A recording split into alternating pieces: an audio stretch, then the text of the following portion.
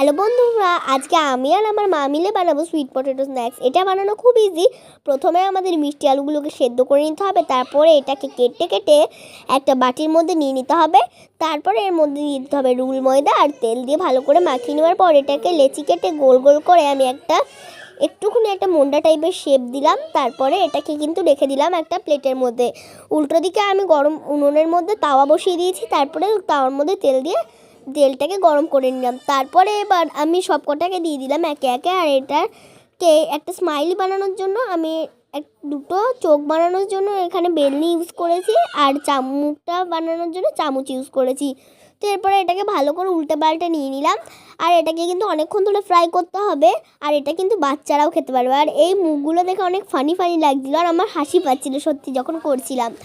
তো এবার এগুলোকে সবকটা আমি প্লেটে তুলে নিলাম। আর এটাকে সার্ভ করার জন্য আমি এখানে ইউজ করেছি হানি। ভালো লাগলে লাইক শেয়ার